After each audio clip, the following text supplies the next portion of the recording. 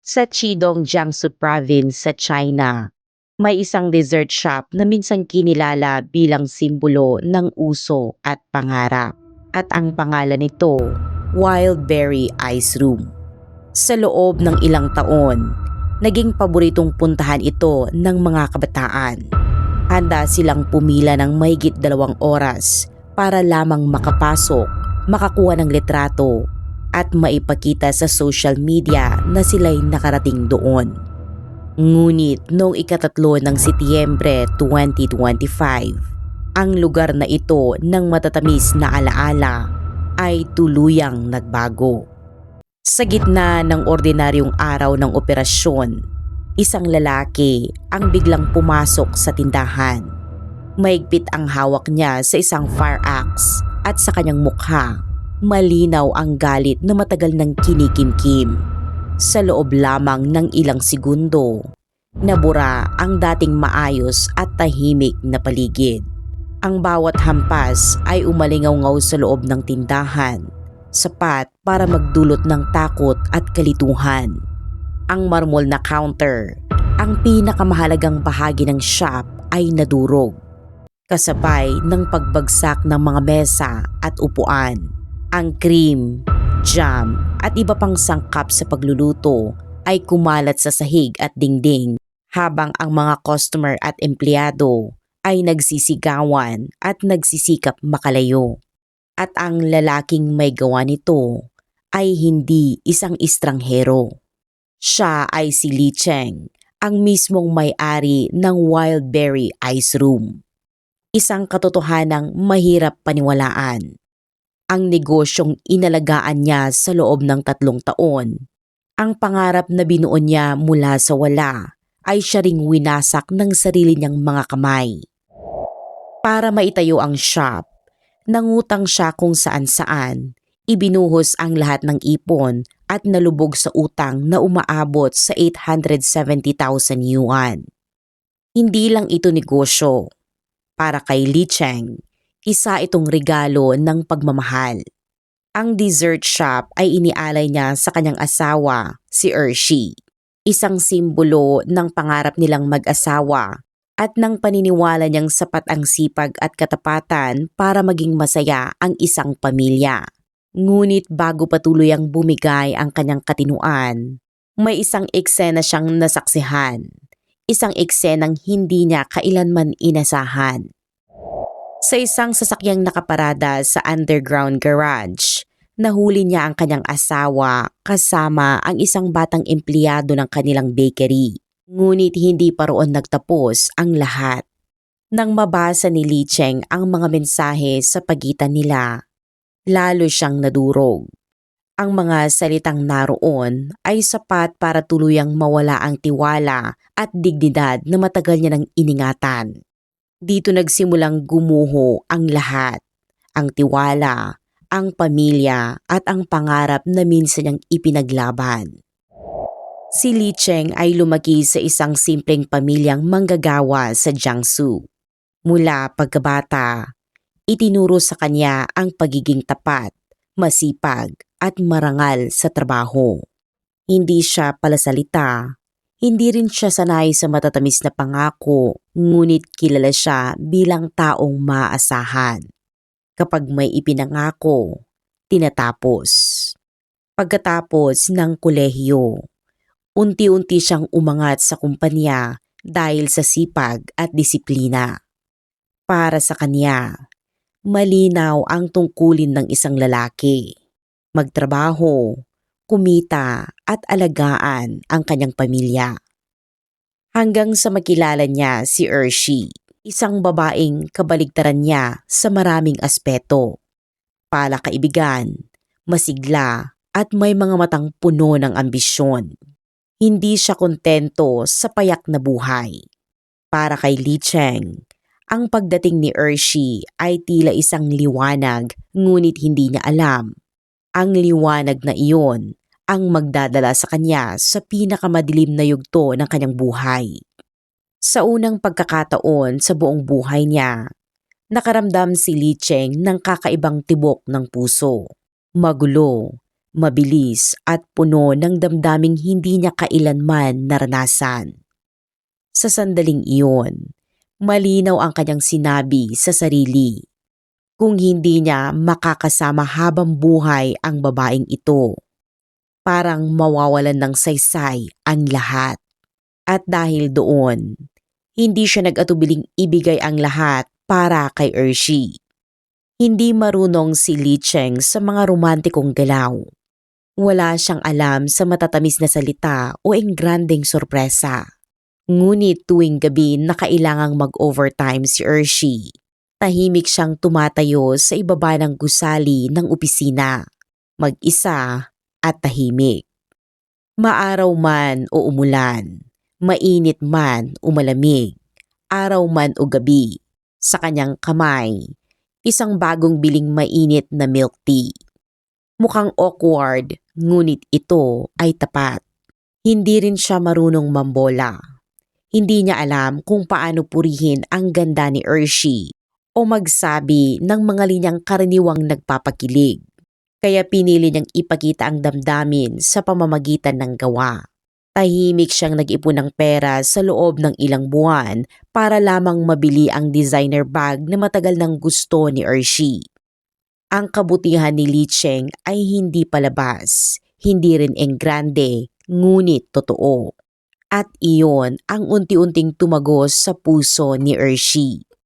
Sa lalaking ito, nakita ni Ershi ang isang bagay na bihira. Isang taong matatag at handang ibigay ang lahat ng walang hinihiling na kapalit. Sa tabi niya, pakiramdam niya ay ligtas siya, minamahal at pinapahalagahan. Hindi nagtagal. Opisyal silang ikinasal sa basbas ng pamilya at mga kaibigan. Pagkatapos ng kasal, naging tahimik ngunit masaya ang kanilang buhay. At mula nang magkaroon siya ng sariling pamilya, mas lalong nagsikap si Li Cheng. Mas mahaba ang oras ng trabaho, mas kaunti ang pahinga.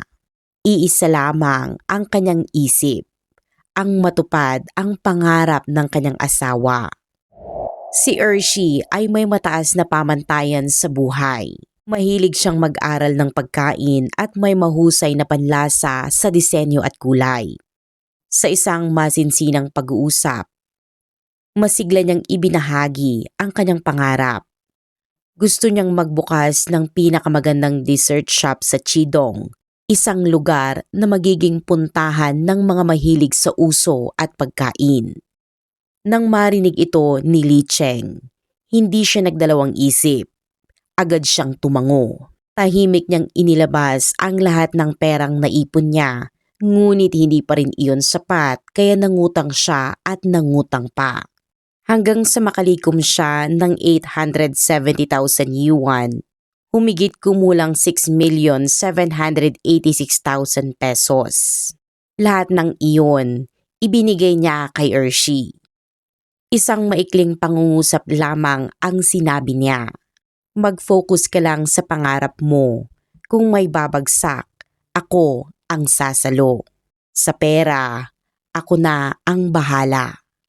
At totoo namang may likas na talento si Ershi sa negosyo. Sa mismong pagbubukas ng shop, agad itong usap-usapan sa lungsod. Moderno ang disenyo, maingat ang bawat detalye, ang bawat sulok, perpekto para sa litrato. Ang mga pastry, makukulay, maayos at kaakit-akit. Hindi nagtagal, palaging may mahabang pila sa labas. Mabilis na sumikat ang bakery at sa paglipas ng mga taon, nagbukas pa ng mga bagong branch. Lahat ay dinudumog ng mga customer. Habang lumalaki ang negosyo, nagbago rin si Ershi. Mula sa isang ordinaryong may bahay, naging isang eleganteng negosyante. Hinahangaan at iniinggitan ng marami. Aktibo siyang nagbahagi ng kanyang kwento online. Maingat na binuo ang imahe ng isang modernong babae. Independent, confident at matagumpay. Araw-araw, Dumarami ang mga papuri at dumarami rin ang kanyang mga followers. At kasabay ng pagtaas niya, unti-unti naman siyang lumalayo. Umabot sa mahigit 100,000 yuan kada buwan ang kanyang kita. Mas mataas ng maraming beses kaysa sa sahod ni Li Cheng. Ngunit mula sa puso, masaya at ipinagmamalaki siya ni Li Cheng. Para makapag-focus si Ershi sa kanyang karera, siya ang umako ng halos lahat ng gawain sa bahay. At nang ipanganak ang kanilang anak na babae, sa mata ng iba, perpekto na ang lahat. Ngunit may isang bagay na hindi napansin si Li Cheng. Kapag ang isang tao ay nasanay sa walang tigil na papuri, nagiging maputla ang ordinaryo nitong buhay. Para kay Ershi, ang tahanan ay unti-unting naging isang lugar na gusto niyang takasan at si Li Cheng ay naging masyadong ordinaryo sa kanyang paningin. Nagsimula siyang umuwi ng mas huli. Habang lumalakas ang negosyo, mas bihira siyang makita sa bahay. Sa simula, inunawa pa siya ni Li Cheng. Gabi-gabi, mag-isa siyang nagluluto at naghihintay. Ang pagkain, paulit-ulit na lumalamig, paulit-ulit na pinapainit. Hanggang sa mapansin niya na may mali na. 10:00, naging 11:00 hanggang hating gabi. Minsan, halos umaga na. Kapag tinatawagan niya ito, iisa lang ang sagot. Busy sa shop, nag-i-inventory, o di kaya gumagawa ng bagong produkto. Pagkarinig ni Li Cheng sa boses ng kanyang asawa sa telepono, napansin niyang pagod ito ngunit may halong layo at kawalang interes. Sa halip na maghinala, lalo lamang siyang naawa sa kanyang asawa. Pinayuhan niya itong mag-ingat sa kalusugan at pagkatapos noon, wala na siyang sinabi pa. Pinili niyang magtiwala ng buong buo at walang kondisyon. Ngunit ang pagiging abala ni Ershi ay unti-unting nagbago ng anyo. Mas dumalas ang mga gabing hindi siya umuuwi.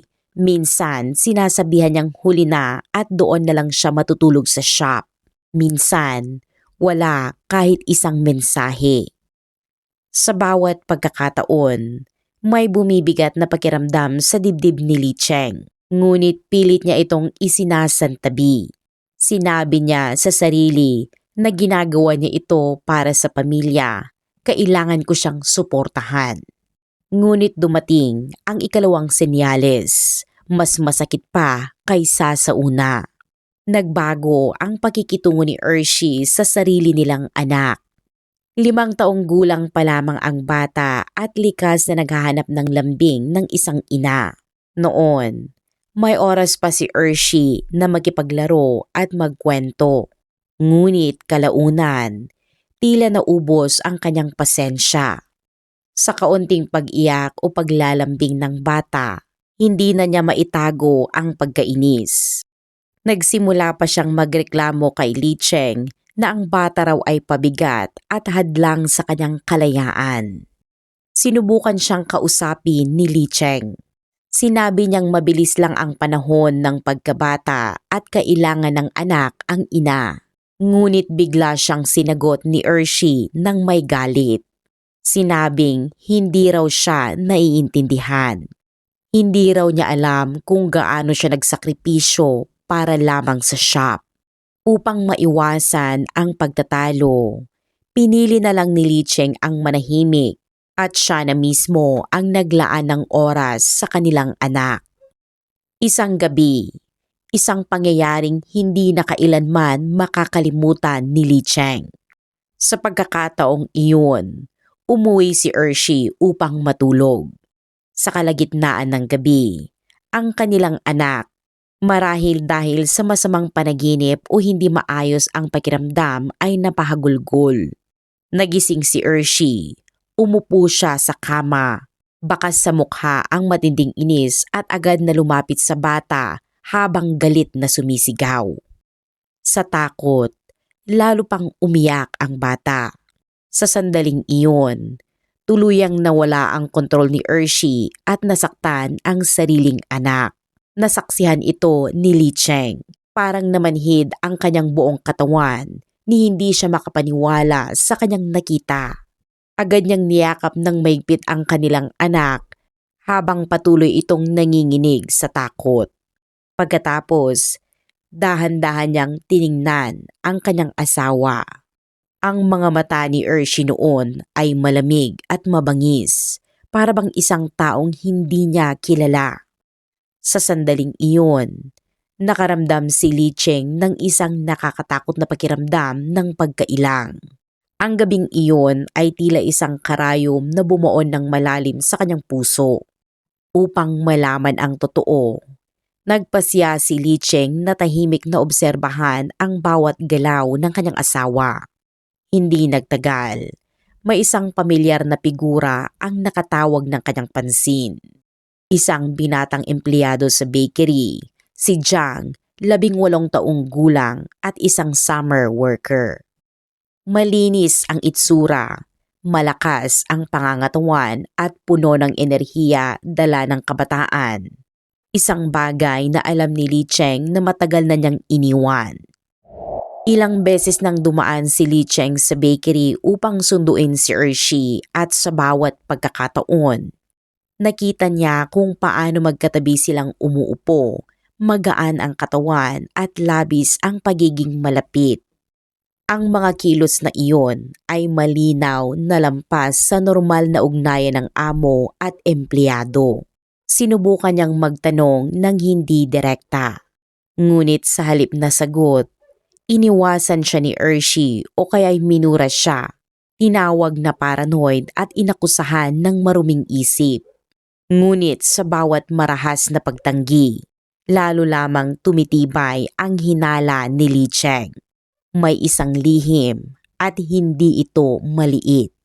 Upang makumpirma ang katotohanan, gumawa si Li Cheng ng desisyong kahit siya mismo ay ikinahihiya. Sinundan niya ang kanyang asawa. Noong gabi ng ika-2 ng Setyembre 2025, hindi na naman umuwi si Ershi. Pareho pa rin ang dahilan. Busy sa shop at wag na raw siyang hintayin. Pagkababa ng tawag, hindi na nakatulog si Li Cheng buong gabi. Madaling araw, nagmaneho siya patungo sa Wenlin residence sa labas ng Chidong.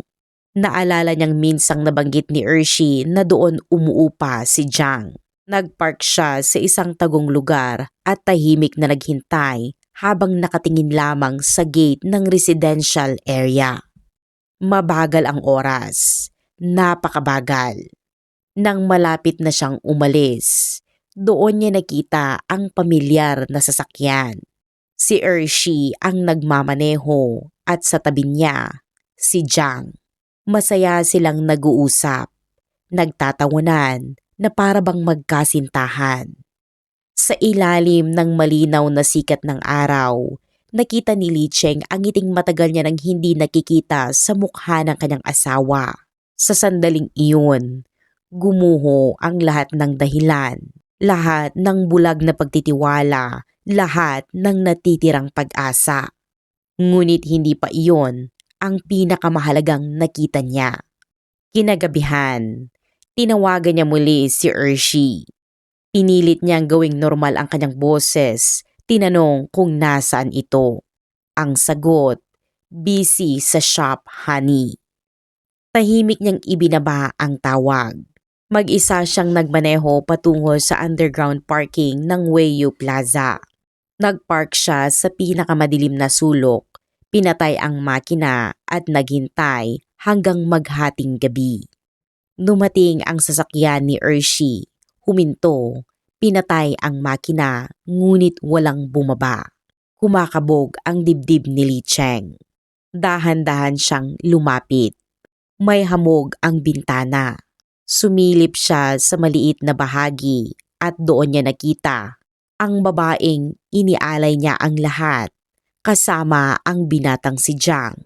Magkapatong ang katawan sa loob ng sasakyan. Hindi siya sumigaw. Hindi siya nagwala. kundi tahimik siyang bumalik sa kanyang sasakyan. Umupo at nanatiling hindi gumagalaw buong gabi hanggang sa magbukang liwayway.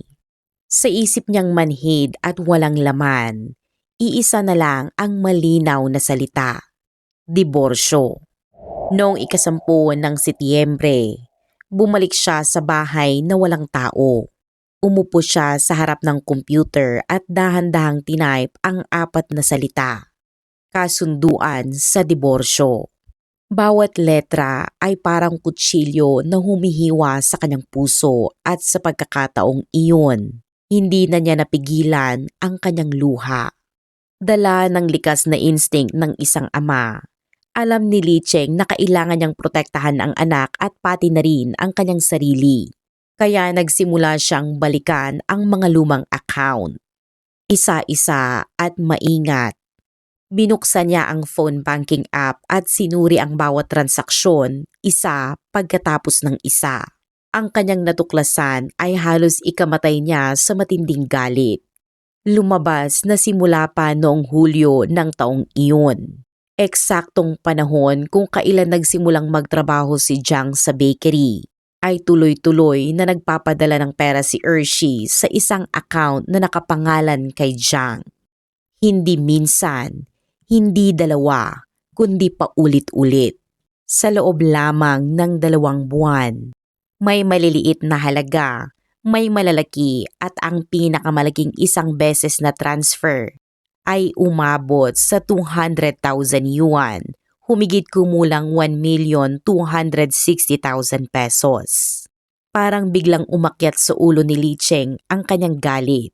Sa sandaling iyon, naintindihan niya na ang lahat. Hindi lang siya basta pinagtaksilan. Ginamit ni Hershey ang perang pinaghirapan nilang dalawa upang suportahan ang mas batang lalaking karelasyon niya.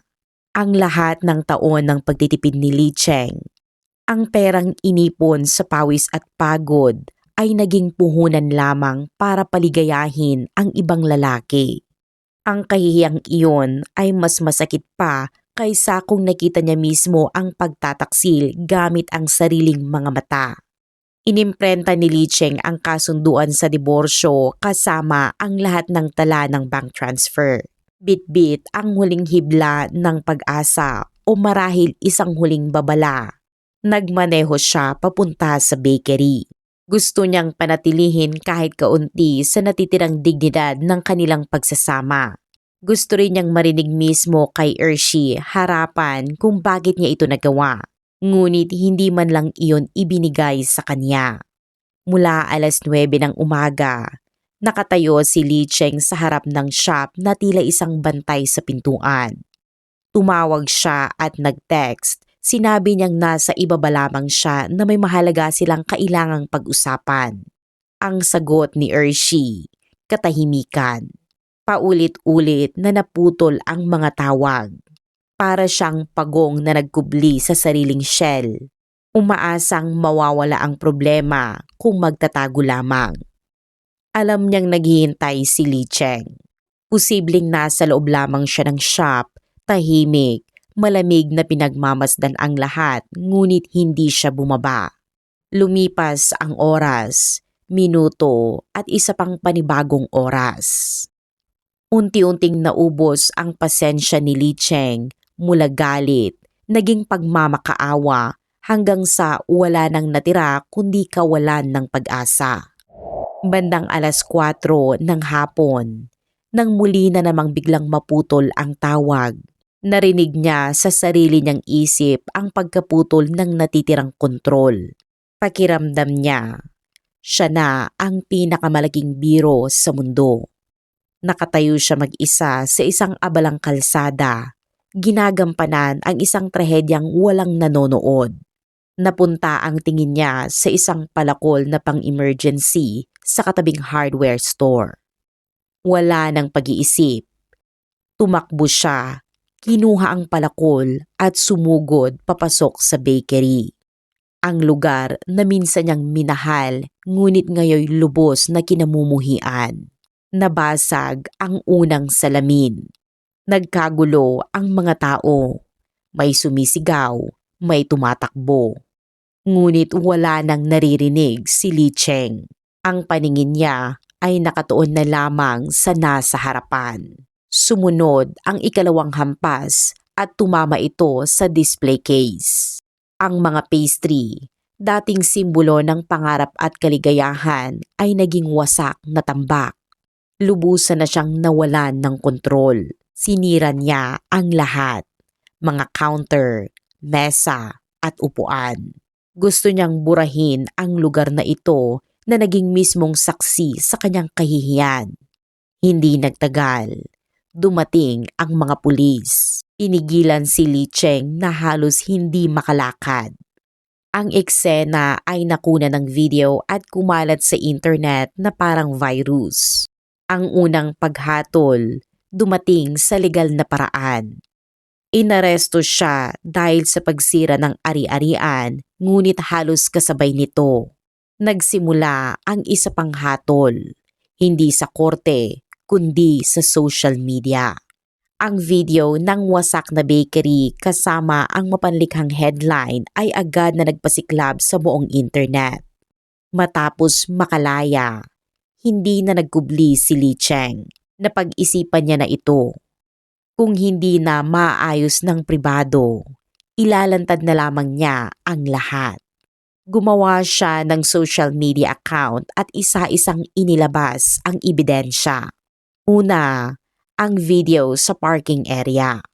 Ikalawa, ang malinaw na tala ng bank transfer. Ikatlo, ang mga chat logs na hindi na maitatanggi. May isang linya roon na agad na yumanig sa internet. Isang pahayag na may malinaw na dobleng kahulugan na naging meme at pinag-usapan ng lahat. Inakala ng marami na dito matatapos ang lahat, ngunit muling binasag ni Hershey ang lahat ng inaasahan. Noong ika-4 ng Setyembre 2025, sa halip na magtago, nagpost siya ng larawan nila ni Jiang, magkadikit, may karatula ng bakery sa likuran, at ang caption, tila walang pagsisisi. Parang tubig na ibinuhos sa kumukulong mantika, sumabog ang galit ng publiko. Sa loob lamang ng 2 oras, mahigit 50,000 na komento ng galit, pagkondena at hindi makapaniwala.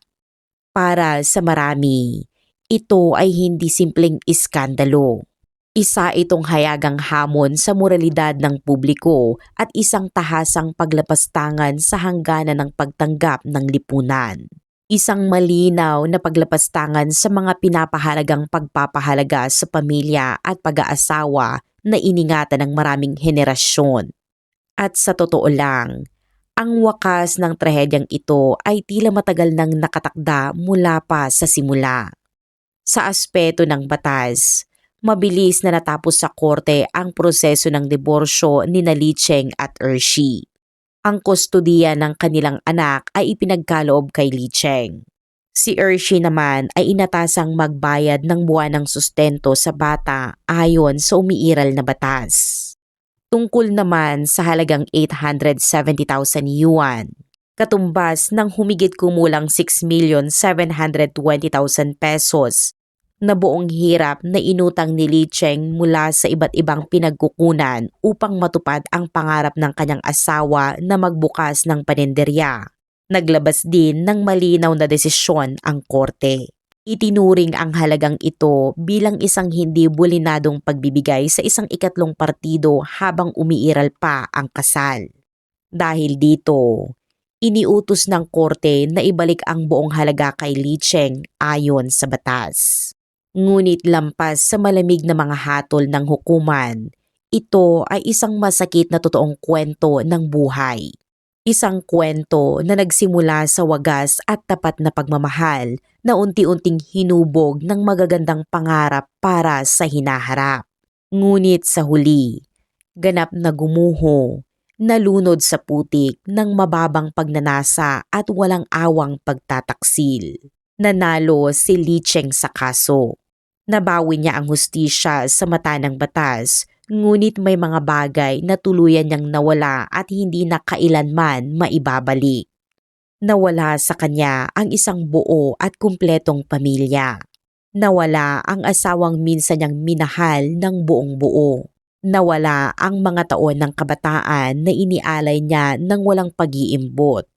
At ang kanyang puso ay naiwan na may mga sugat na hindi naganap na maghihilom. Samantala, ang babaeng walang pag-iingat na hinabol ang tinawag niyang kalayaan at pagkahibang ay nagbayad rin ng napakabigat na kapalit. Nawala sa kanya ang kanyang pamilya. Nawala ang kanyang karera sa mismong rurok ng tagumpay. Nawala ang reputasyon at tiwala na matagal niyang binuo at higit sa lahat. Nawala maging ang pinakapayak na dignidad bilang isang ina sa harap ng sarili niyang anak. Ang kasong ito ay nagiiwan sa ating lahat ng malalim at hindi komportableng tanong tungkol sa buhay at sa mga pagpapahalagang pampamilya. Totoo na ang tagumpay sa karera ay nagdudulot ng kapangyarihan, pera, katayuan at kumpiyansa sa sarili. Ngunit kapag ang isang tao ay nasanay na sa walang tigil na papuri, kapag ang paghanga ng iba ay nagiging bagay na hindi niya na kayang mawala, nagiging pabigat ba sa kanyang paningin ang isang tahimik at matatag na pagsasama at ang banal na responsibilidad sa pamilya? Ano ang masasabi ninyo sa kasong ito? Ibahagi ang inyong pananaw sa comment section sa ibaba at magkita-kita tayo sa mga susunod na videos.